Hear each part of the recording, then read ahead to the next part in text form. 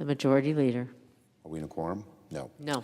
Madam President, well, as we all know, last night the Senate voted by a substantial margin to move forward with a debate on a bipartisan infrastructure bill.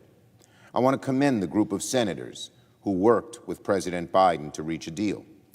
The agreement will ultimately dedicate over $1 trillion to strengthening virtually every major category of our country's physical infrastructure.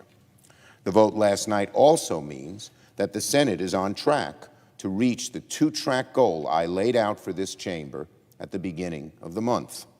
The first track is the bipartisan bill focused on traditional brick-and-mortar infrastructure projects. The second track is a budget reconciliation bill where Democrats will make historic investments in American jobs, American families, and efforts to fight climate change. In order to start work on a reconciliation bill, the Senate must pass a budget resolution first, and we are on track for that as well. It's been my goal to pass both a bipartisan infrastructure bill and a budget resolution during this work period. Some pundits have called that a tall order. I understand that. But because of the vote last night, the Senate is now moving forward with the bipartisan infrastructure bill, and we are on track to pass both elements of the two-track strategy before we adjourn for August recess. It took some prodding and a few deadlines, but it all has worked out for the better. I want to take a step back and explain why these two bills are so important at this moment. For the past 2 years at the end of the Trump presidency, the country was angry, divided, plagued by COVID, and our economy was stuck in the muck. The COVID pandemic washed over our country like a plague and was met by staggering incompetence from the Trump administration. America was sick, dying. Our economy was in shambles. The discovery of the vaccine played no small part in our country's recovery, and we Democrats pushed early on, last February and March, not this past one, but a year ago, to increase funding for BARDA when even then the Trump administration was sort of being stingy about that money. But we got the money done, and the vaccine, as I said, played no small part in our country's recovery. But elections have consequences. I say that to the American people. Elections have consequences. When we ran as Senate Democrats, when President Biden ran, we promised we would get the vaccines out. We would get the country's economy moving again. We would give hope to the middle class and those struggling to get to the middle class, where hope had been a distant and hazy frame on their horizon previously. The Biden administration came in. We came in as a Senate majority, and we immediately set to work, beating the pandemic with a relentless focus on getting the country vaccinated and getting our country back to normal. Congressional Democrats swiftly passed the bold, strong American Rescue Plan, one of the largest federal packages in American history, to keep families, businesses, workers afloat until the country could reopen. And we've done that. 6 months into the Biden administration and Democratic majorities in the House and Senate, the country has stabilized. And this morning, it was reported that in the second quarter, the U.S. economy grew at a rate of 6.5%, erasing all of the losses from the COVID pandemic. It happened a lot quicker and a lot sooner than many anticipated. And let me repeat that, because it is great news. Under President Biden and Democratic House and Senate majorities, the economy recovered so fast this year that we've already erased the losses in growth that we experienced as a result of the COVID pandemic. That's very good news. It certainly doesn't mean every family's back on their feet yet. It certainly doesn't mean our work is complete.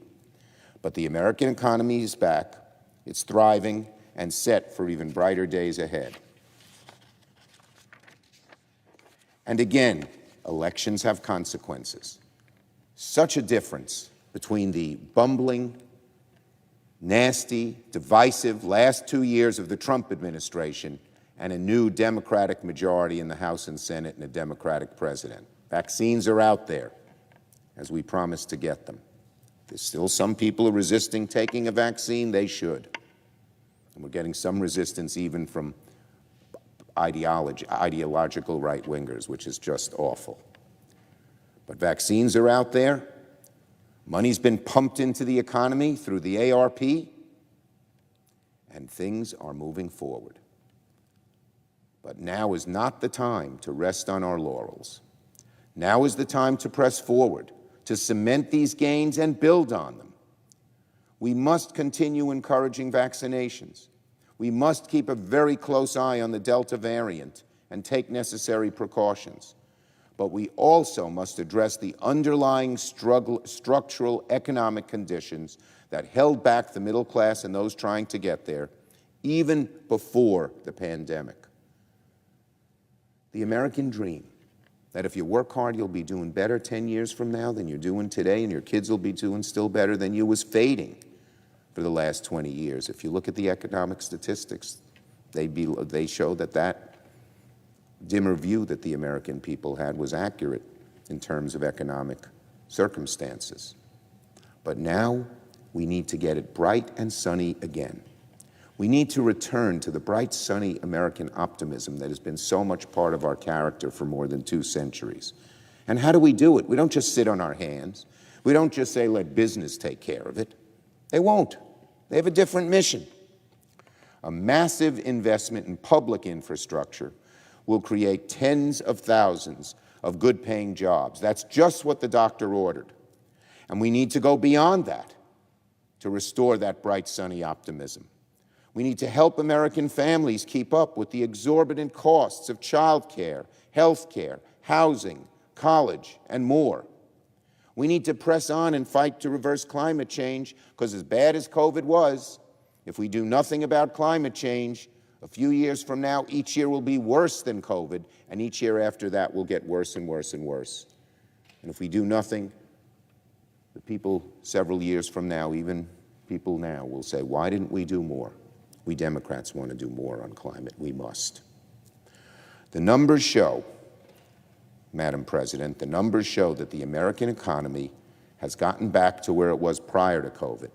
Now is the time to go further and build back even better than before. And we Democrats, when we can in a bipartisan way, but on our own when our Republican colleagues are adamantly against us, we will move forward on both tracks. Both tracks. And I'm proud of my Democratic caucus, every one of them voting yesterday for this bill, and all pledging to go forward on the second track as well.